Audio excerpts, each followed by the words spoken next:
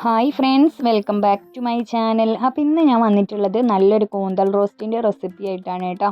അപ്പോൾ video skip ചെയ്യാതെ തന്നെ കാണാം കേട്ടോ. അപ്പോൾ നമുക്ക് ഉണ്ടാക്കിയെടുക്കുന്നത് നോക്കാം. അപ്പോൾ അതിനാവശ്യമായിട്ട് ഞാനിവിടെ 1/2 കിലോ കൂന്തലായിട്ട് എടുത്തിട്ടുള്ളത്. ഇനി ഇതിലേക്ക് നമുക്ക് ആവശ്യത്തിന് ഉപ്പ് ചേർത്ത് കൊടുക്കാം. 1/2 ടീസ്പൂൺ മഞ്ഞൾപ്പൊടി ചേർത്ത് കൊടുക്കാം.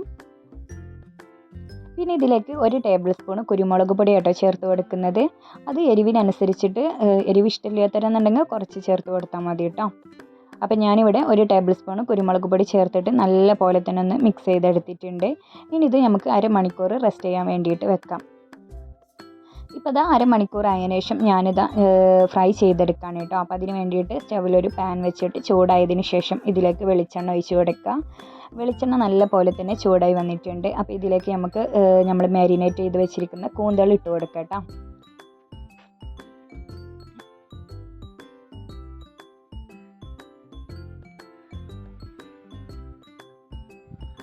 ഇനി ഇതിലേക്ക് നമുക്ക് കുറച്ച് കറിവേപ്പില ചേർത്ത് കൊടുക്കാം കേട്ടോ. നമ്മൾ മീനൊക്കെ ഫ്രൈ ചെയ്തെടുക്കുമ്പോൾ അതിൻ്റെ കൂടെ കറിവേപ്പിലൊക്കെ ചേർത്ത് കൊടുക്കുകയെന്നുണ്ടെങ്കിൽ നല്ല ടേസ്റ്റ് ആയിരിക്കും കേട്ടോ.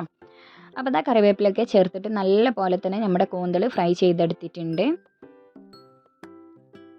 ഇനി നമുക്ക് ഫ്ലെയിം ഓഫ് ചെയ്യാം. അതിനുശേഷം സ്റ്റവിലൊരു വലിയ പാൻ വെച്ചിട്ട് ചൂടായതിനു ശേഷം വെളിച്ചെണ്ണ കേട്ടോ ഒഴിച്ച് കൊടുക്കുന്നത്. എന്നിട്ട് ഇതിലേക്ക് ഇഞ്ചി വെളുത്തുള്ളി ചതച്ചത് ചേർത്ത് കൊടുക്കാം. അതിനുശേഷം ഇത് നല്ല പോലെ തന്നെ ഒന്ന് മൂപ്പിച്ചെടുക്കാം.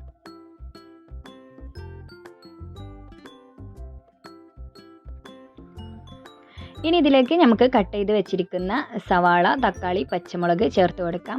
അപ്പോൾ ഞാനിവിടെ 2 സവാള, ഒരു വലിയ തക്കാളി, 3 പച്ചമുളകായിട്ട് എടുത്തിട്ടുള്ളത്. അപ്പോൾ അത് കട്ട് ചെയ്തത് ചേർത്ത് കൊടുത്തിട്ട് നന്നായിട്ട് തന്നെ നമുക്ക് വഴറ്റിയെടുക്കാം.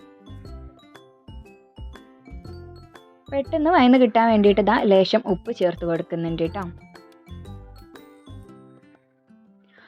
ഉപ്പ് ചേർത്തിട്ട് നല്ല പോലെ തന്നെ ഒന്ന് വഴറ്റിയിട്ട് മൂടി വെച്ചിട്ട് നമ്മുടെ സവാളൊക്കെ നല്ല പോലെ തന്നെ ഒന്ന് വേവിച്ചെടുക്കാം.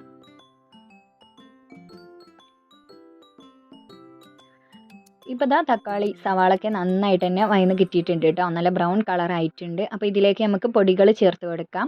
അപ്പോൾ ഞാനിതിലേക്ക് 1 ടേബിൾ സ്പൂൺ മല്ലിപ്പൊടി ചേർത്ത് കൊടുക്കുന്നുണ്ട്. പിന്നെ 1/2 ടീസ്പൂണ് മഞ്ഞൾപ്പൊടിയും കൂടെ ചേർത്ത് കൊടുക്കാം. എന്നിട്ട് നന്നായിട്ട് തന്നെ ഒന്ന് വഴറ്റിയെടുക്കാം കേട്ടോ. അതിനുശേഷം ഇതിലേക്ക് നമ്മൾ ഫ്രൈ ചെയ്ത് വെച്ചിരിക്കുന്ന കൂന്തൽ ചേർത്ത് കൊടുക്കുക.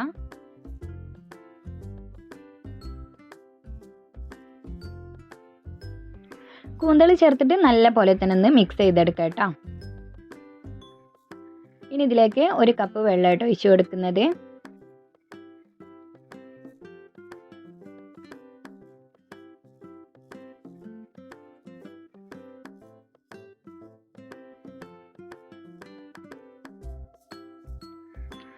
ഇനി ഇതിലേക്ക് 1/2 ടീസ്പൂൺ ഗരം മസാലപ്പൊടി ചേർത്തിട്ട് നന്നായിട്ട് തന്നെ ഒന്ന് മിക്സ് ചെയ്തിട്ട് തിളപ്പിച്ചെടുക്കാം കേട്ടോ.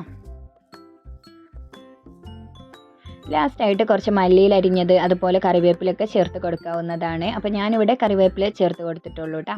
അപ്പോൾ നമ്മുടെ കൂന്തൽ റോസ്റ്റ് റെഡി ആയിട്ടുണ്ട്. പെട്ടെന്ന് തന്നെ ഉണ്ടാക്കിയെടുക്കാൻ പറ്റിയിട്ടുള്ള നല്ല ടേസ്റ്റി ആയിട്ടുള്ള ഒരു കൂന്തൽ റോസ്റ്റാണ്. അപ്പോൾ ഇതുപോലെ ഒന്ന് ട്രൈ ചെയ്ത് നോക്കാം. വീഡിയോ ഇഷ്ടപ്പെട്ടാൽ ലൈക്ക് ചെയ്യാനും ഷെയർ ചെയ്യാനും സബ്സ്ക്രൈബ് ചെയ്യാനൊന്നും മറക്കരുതേ. അപ്പോൾ ഇനി മറ്റൊരു വീഡിയോ ആയിട്ട് വരുന്നത് വരേക്കും ബൈ. Thanks for watching.